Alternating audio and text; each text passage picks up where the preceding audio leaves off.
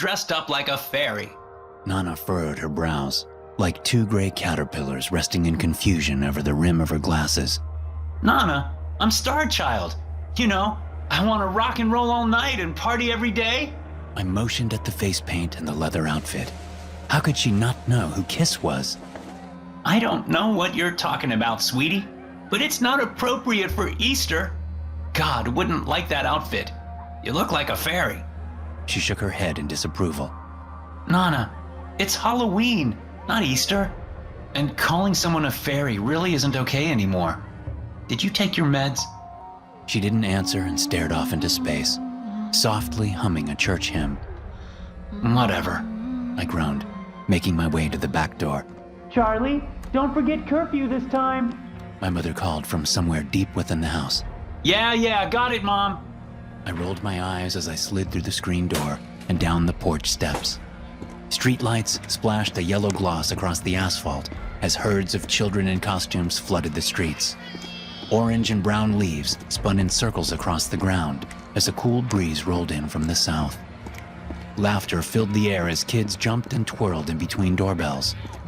A part of me missed that age, the thrill of trick-or-treating and staying up late to stuff my face with candy corn. But another part of me was glad it was over. I had more adult things on my mind for this evening. I couldn't run in my platform boots, but I sped-walked faster than any soccer mom could ever dream of as I made my way across the neighborhood to Eric Plyer's house. My calves were on fire, but after a few minutes, it was totally worth it. Deadmau5 pulsed from inside as neon lights spilled out of the windows onto the lawn. Some other kids that I recognized from school were making out on the patio. I made my way into the foyer through the entanglement of bodies and mounds of discarded red Solo cups. A sea of risque costumes writhed in the living room as EDM raged through the speakers. It was a fantastical dance floor made of shag rug and floral wallpaper. The outdated house came alive tonight. The energy was electrifying, and I felt its current twist its way through my veins like a drug. I slipped my way into the fray of flesh and danced like I never had before. My limbs twirled in a frenzy as the bass rattled my teeth. This went on for hours. By the time I came down from my buzz, most of the people had left the party. A few girls gossiped on the sofa, and there was a jock passed out on the kitchen floor just outside the den. Other than that, the house was about empty. What time is it? I looked at the grandfather clock by the staircase. 11:46 p.m. Oh, I missed curfew by almost an hour. Oh man, she was going to kill me. I broke out into a trot and burst through the front door and down the porch steps. I was partially down the street when I heard someone call out to me. Charlie, wait up! Eric Plyers jogged after me, his alien costume jiggling comically. Ah, hey Eric. Great party. I had so much fun, but I really gotta get home. I'm out past curfew and my mom is going to be so pissed. Oh, well, I just wanted to tell you thanks for coming. I enjoyed hanging out with you. He beamed at me for a moment, but then his smile quickly faltered. What's wrong? You know that guy? He pointed over my shoulder. What? Who? I spun around. At first, I didn't see him, but then I spotted him standing behind a streetlight. He was freakishly tall and thin enough to hide most of his body behind the lamppost. Only his shoulders and head stood out from behind it. His neck was craned, and I could tell he was watching us, even though he had on what looked to be a Japanese Oni mask. Large golden horns curled out from the black snarling face of a demon. I'd seen something similar in an anime before. Can I help you? I shouted. I spun around to face Eric. Seriously, what's with this guy? I asked, throwing up my hands. I don't know, what a creep. I turned my head to look over my shoulder, but the man was gone. What the hell? I paced in a circle, scanning the area. I didn't see him anywhere. Well, the creepy dweeb must have taken off. A giggle was caught in my throat as I turned to Eric to see the tall man with his hand around his throat, pulling Eric tightly against his body. Eric choked and thrashed against the man, his face purple with spit bubbling at the corners of his mouth. Whoa! Hey! I cried, backpedaling away from them with my hands up. We were just joking. You're totally not a creep. Please, let him go. I pleaded. The man said nothing. He He only stared at me with icy gray eyes beneath the mask. Just let him go and leave us alone. We won't tell anyone. I didn't know what to say. I just wanted it to stop. Silence. Eric had gone limp. He had lost consciousness, or worse. The Oni man suddenly tightened his grip so hard that I heard a snap. Oh my God! I screamed. I took off sprinting as fast as I could, clomping in my platform boots like a Clydesdale through the streets. Help! Someone help! I hollered, but the once busy neighborhood was dead asleep. I couldn't call the police. My mother had taken my cell phone when I'd broken curfew a week ago. I ran and ran. My lungs were on fire. My legs were weak and wobbly. I didn't look over my shoulder until I was rounding the corner of my street. The Oni man stood behind another lamppost, not 30 yards behind me. The light glinted off his golden horns, and this time he was waving at me. Tears rolled down my face as I galloped further down the sidewalk. I was almost to my house when I tripped over my boots and face planted onto the concrete. My mouth filled with blood from where I'd chipped my teeth. I spit out the shards and a mouthful of blood as I scrambled back to my feet. The man was close. I could hear his footsteps just behind me, but I didn't dare look back. I darted through the yard and into the house, slamming the door and locking it behind me. Charlie, is that you? You're late again. My mom shouted while descending the staircase. Mom, call the cops. I screeched. What? Why? What's happened? She scrambled down the steps and into the living room. Oh my God, what happened to your face? She grabbed the sides of my cheeks to examine the damage. Don't worry about that, Mom. Damn, call the police. I yelled. What's going on, Charlie? Are you on drugs? No, Mom, the man in the mask, he killed Eric. And he's after me. I whimpered. What are you talking about? Who is Eric? Who is after you? Her voice was high-pitched and panicky. Before I had a chance to answer, I heard a window shatter in the study. My mother quickly crossed the room, her pink bathrobe billowing behind her. No, Mom, don't go in there. I cried, but it was too late. The tall man emerged from the doorway and slammed her against the wall. She cried out in pain as he wrapped his hands around her neck and slammed her again and again. I fell to my knees as her body smashed through the drywall, cracking the wooden studs beneath. She crumpled to the floor in a heap after he was done. Blood pooled around her head, matting her blonde hair to the hardwood. The Oni man turned to face me. The same steely gaze shone through the eye holes in the demon mask. There was no emotion there. He was the void, and I was to be consumed by it, one way or another. This is it. This is where I die. The thought bounced around my skull like static. Just before his hands reached me, an explosion rang out just over my head, sending the man tumbling backward. My ears rang and the whole world slowed down. I watched as he struggled to stand, but before he did, another blast tore through his chest. He didn't get up that time. I turned to look behind me. The devil never stood a chance on Easter, Charlie. Always remember that. Nana stood at the bottom of the staircase, smoke drifting from the barrel of her shotgun. I ran to her and wrapped my arms around her shoulders, sobbing. It's all right, son. It's all right. She patted my back after dropping her gun to the floor. Mom was in a coma for a week, but ended up pulling through without any permanent damage. We had called an ambulance just in time, the paramedics had said. They were able to get her in for surgery before her brain had swelled too far. Eric hadn't been so fortunate. His neck had been broken, and he'd been deprived of oxygen for too long. Nana and I attended his funeral a few days later. It was a beautiful service. The entire school had shown up.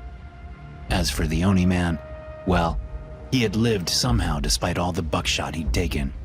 The police had him in custody at the hospital, but claimed he was mute. He never said a word. They also couldn't find anything on his fingerprints in the system. It was like he didn't exist. Before they could sort it all out, he had escaped. The officer that was supposed to watch the room was on indefinite leave for allowing him to slip away. It was all over the news. A patrol car sat outside our house every night for months, just to be safe. But I never felt at ease walking the neighborhood again. I couldn't stop looking at the lamppost, waiting to see those horns glowing in the streetlight, to see him watching, to see him waving. Also, it turns out that most of you guys who watch me aren't actually subscribed. So if you like the content and want to support the channel, go ahead and hit the bell. It's free, and you can always change your mind later. Halloween was a living hell, and I was its sole resident. I used to love the holiday, trick-or-treating with friends, dressing as a zombie as we jammed out to punk rock on a friend's porch late into the night, sneaking cigarettes and nips of bourbon from our fathers. But now I mopped the floors of Sutton's grocery. The wet tile reflected my 5 o'clock shadow and the melancholy that lived within it. No more trick-or-treating, just 2 dead mice and a spilled cup of pumpkin spice. Adulting was so much fun. This gap year in between high school and college wasn't really working out. I regretted the decision in the very depths of my soul. At least I had Gemma. I'd be back to the trailer soon. The thought of her baking brownies and nothing but an apron did put a little pep in my step. You done yet, Kyle? Old man Kirby bellowed from the front entrance as he twirled his key ring. Yeah. Yes, sir. Just finishing up with the floors and I'm out of here. I hollered. All right, I'm leaving, boy. I'll lock up. Just slide out the back when you're done. Sure thing. Oh, and Kyle? Yes, Mr. Kirby? Take out the bathroom trash before you go. Smells like crap in there. He grunted and sauntered off into the parking lot like a warthog. I gave him the middle finger as he sped off in his Land Rover. The hate I had for this job was unmeasurable. I quickly finished the mopping and made my way back to the restroom. I opened the door and was smacked in the face with the smell of something vile. I plugged my nose and gathered the bags from the bins, holding them at arm's length as I ran out the back door and into the alleyway. I tossed them over the dumpster wall and danced up and down, shaking out my arms, willing the putrid stench off me. It smelled so bad that the bricks would cry out from the horror if they could. People are disgusting, I thought as I headed back inside. At least the night was over. Time to go home to my girl. I daydreamed about the little tattoo that let down the small of her back as I shrugged off my apron at the coat rack. I was just about to flip the lights off when they began to flicker overhead. The LED panels pulsed and strobed in a way I'd never seen before. It was almost eerie. But just as soon as they had started, they suddenly stopped. Weird, I whispered. I reached out for the light switch again when I heard a tapping on the window. I turned to my left and nearly jumped out of my skin when I saw the face of a devil pressed against the storefront glass. Can you help me? A voice pleaded from under the red rubber. Jesus, you nearly scared me to death. The store is closed. I replied, holding my chest in an attempt to steady my heart. Please, I'm lost. Must be some kid who got separated from his parents. How can you be lost? This is like the smallest town in the Midwest. I chuckled. Please, can I come inside? I'm scared. Yeah, sure, kid. Hold on. I walked to the sliding door and twisted the lock and gave it a shove to open it manually. Thank you. The kid sniffled from under the mask as he stepped inside. No problemo, little dude. You want to call your parents or... I shifted on my heels, not really sure what to do in the situation. Yes, please. All right. Head right up those stairs and you'll see a phone on the desk. Pick it up and dial your parents. But make it quick, will ya? It's getting late. I winked reassuringly at the boy in the devil costume. Okay. He giggled as he ran up the steps into Mr. Kirby's office. Man, what a night. I sighed, running my hand through my hair as I leaned against the entrance glass. The cool touch felt good on the nape of my neck. I just want to go home. I groaned under my breath. I could see shadows twist and lurch up in the office. Hopefully his parents picked up and drove like mad to get here and collect their kid. I had better things to do than sit all night at the hillbilly grocery store in this god-forsaken town. Hey, kid, any luck? I shouted. No response. Kid? I called. Nothing. A loud smack hit the glass behind my head, causing me to fall forward onto the floor. I caught myself at the last second and crawled behind the service counter, nearly pissing my pants. I took a deep breath and slowly raised my head to peer over the register. Gemma? I cried. She was doubled over in laughter on the curb outside, pointing at me through the window. I cursed her up and down before sliding the door open once more. What are you doing here? I demanded, scowling. What? You're not happy to see me? She grinned, reaching for my hand. Well, yeah, of course, but you scared the hell out of me. I scolded. Ah, come on. Just a bit of Halloween fun. She pulled me into a kiss. Her lips were soft. They melted away my anger in an instant. I came because you were so late. Come on, let's go home. Dinner's ready. I can't. There's a kid here. Why? What kid? She furrowed her brow. He's in the office calling his parents. Said he got lost. I guess while trick-or-treating. Oh no, poor thing. Yeah, he's using the phone in the office. Let me go see if he got a hold of his parents. I took a few steps when the lights suddenly went out, causing Gemma to leap towards me and squeeze my arm. Thankfully, the emergency panel stayed lit, giving off just enough light to see. It's fine. The lights have been acting weird for some reason. Wait here and I'll go get the kid. I squeezed Gemma's hand reassuringly, and then trotted up the steps into the office. The desk lamp was turned on its side, and the phone was hanging off the hook. The dial tone beeped from the earpiece. I picked it up and placed it back on the receiver. Hey kid, you in here? I asked, but he was nowhere to be seen. I looked under the desk. Nothing. What the hell? Suddenly, a scream pierced through the silence from inside the store. Gemma! I scrambled down the steps and sprinted back to where I'd left her. I was rounding the corner of the service counter when I slipped in something wet, causing me to go spiraling into a shelf of candy bars. Kit Kats and Snickers flooded the aisle as I tumbled over the shelf, hitting my head against the floor. My vision swam. I struggled to gather myself to stand. Why was it so wet? I raised my hand to my face. My fingers were dripping with crimson. The blood was warm and sticky as I rolled my thumb across my palm. Why is there blood? It took a moment for it to register, but it had to be hers. My heart thundered in my chest. Gemma? Gemma, where are you? I called. There was no answer. I started running down the aisles in a panic, searching for her. Aisle after aisle, but nothing. Flour, sugar, chips, bread, but no Gemma. I spilled out into the meat section next to the deli counter and skidded to a dead stop.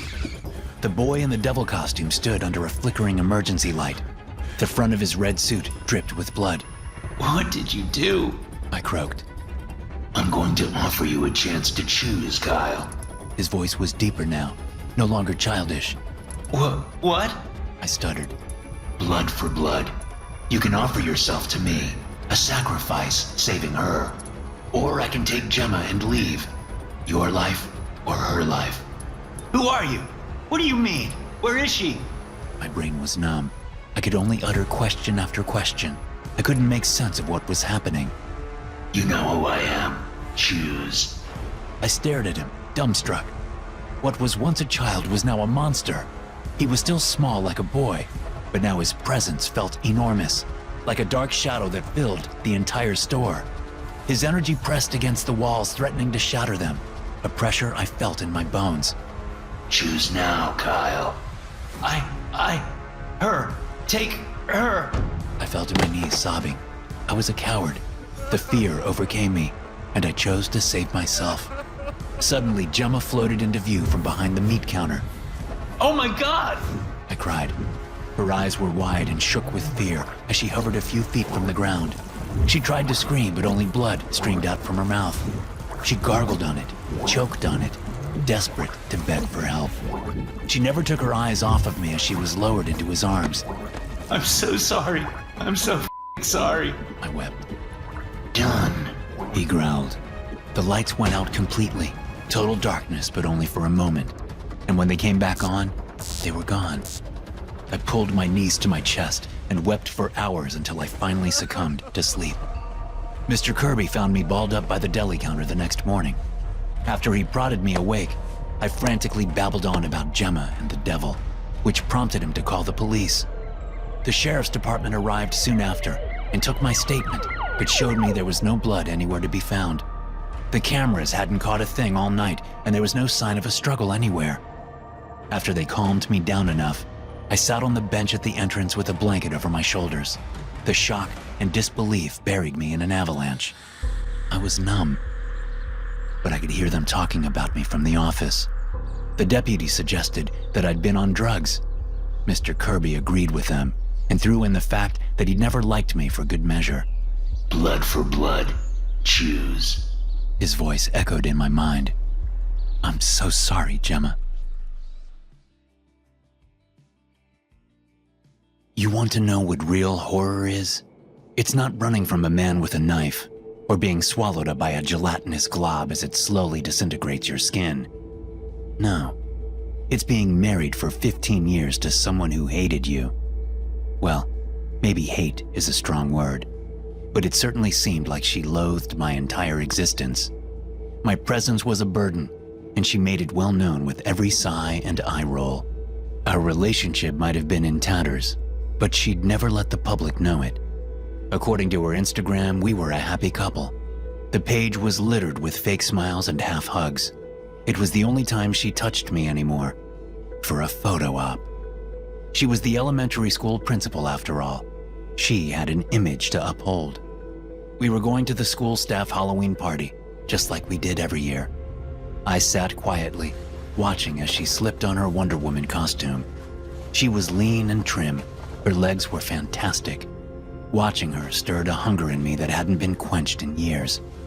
And she knew it. She liked torturing me with flaunting her body but never letting me touch it. It was some sick game that she got off on. Control. She loved control. Look at me or I'll cut your eyes out. Shh, not today. No voices today. Let me touch you or I'll wear your skin. Shut up! I screamed internally. The voice in my head was getting harder to control. I pushed it down deep to a hidden place. You ready? She huffed as she adjusted her skirt. Yup, I replied. She turned to look at me. A deep frown crept across her face. Maybe we should have gone as salt and pepper like I'd originally thought. Why? I looked down at my costume. You just don't have the build to pull off Superman. She walked over and pinched my love handles through the blue fabric. I've been going to the gym. I blushed in embarrassment. You should go more. She let out a deep sigh. Oh well, let's go. The car ride was a quiet one. Classic rock hummed over the speakers of our sedan as Sarah texted God knows who from the passenger seat. She didn't have anything to say to me, and maybe it was better that way. The voice would stay quiet if we were quiet. I ran through my mental steps the therapist had told me to practice to ensure I stayed in control. I always made a mental note to lay off the snacks. If I lost a few pounds, maybe she would notice. Maybe she would like me better. We're late.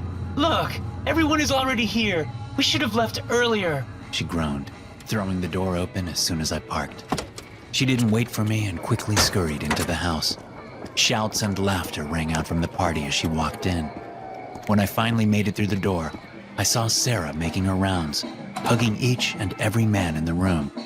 It should have bothered me, but it didn't. It only made my heart ache. I envied them. My promise to avoid snacks was short-lived as I found myself hovering near the chips and guacamole, eating my feelings again.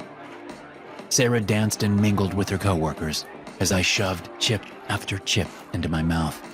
She caught my gaze once from across the room, but quickly turned to converse with someone else. Classic avoidance. Why didn't she love me? What had I done to make her despise me so? You should kill her. The voice reverberated through my brain, drowning out the music from the party. What? I croaked. You should kill her. The voice was so loud this time, it sounded as if someone had whispered it in my ear. I spun around quickly to see if someone was behind me, but there was no one else in the kitchen. Just me. 10, 9, 8. I started my countdown to stifle the voice. She deserves to die, Thomas. 7, 6, 5. She doesn't love you. She never has. 4, 3, 2, Kill her. 1. I squeezed my eyes shut and took a deep breath, just like the doc had taught me. I opened them. The lights and sounds of the party came rushing back. I sighed in relief. A woman in a pumpkin dress waltzed through the kitchen to grab a drink. She poured herself some punch from the ladle and turned to smile at me. You should totally kill her, Thomas. Excuse me? I stammered.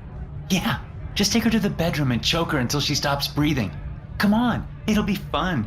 She winked. I shook my head and fell back against the counter, knocking the dip container onto the tile floor. What did you say? I cried. Suddenly, Chad, the athletic director, popped into the kitchen. Hey, are you guys talking about Thomas and how he should murder his wife? He let out a hearty laugh. Oh my god, yes! I was just telling Thomas to take her to the bedroom and choke the life out of her. The woman in the pumpkin dress squeezed Chad's arm as they cackled in unison. No. Take her out to my shed. There are so many tools out there. Ooh, use the shears. I just sharpened them last weekend. They'd take her head clean off. More laughter. What's going on? I was dumbfounded and a little afraid. See, they want you to do it, Thomas. Everyone wants you to kill her. No. I whispered. Do it. The voice demanded. Yeah, come on, do it, Thomas. The woman taunted. Man up, go murder your wife. Chad echoed. The lights spun overhead. I felt dizzy. I thought I was going to pass out. Kill her, kill her, kill her. The entire party sang in unison, staring at me through the open kitchen. What's going on? I screeched. Sarah moved to the front of the group and came to stand in front of me. Come on, Thomas, just end it. I can take it, please. I want you to. My wife took me by the hand and led me to the bathroom. I was so confused.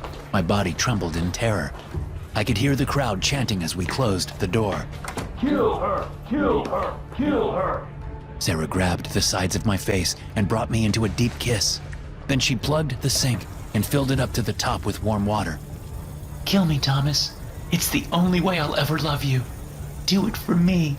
Her eyes glistened with yearning. Ow! Hold my head under the water. Come on, it'll be fun.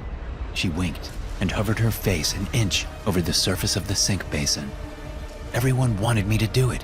She said she would finally love me if I did it. Kill her, Thomas. Do it now. I palmed the back of her head and forcefully shoved her face into the water. She struggled and thrashed against me, but I knew this is what she truly wanted. And somewhere deep down, I wanted it too. Tears streamed down my face as I laughed and laughed. I couldn't stop laughing. Dear God, this was amazing. She finally stopped moving, and I let go. Sarah fell to the floor in a heap. She was dead, but somehow smiling. I bent down, kissed her forehead, and burst out from the restroom. I did it, everyone! I did it! A dozen people in costumes froze in place.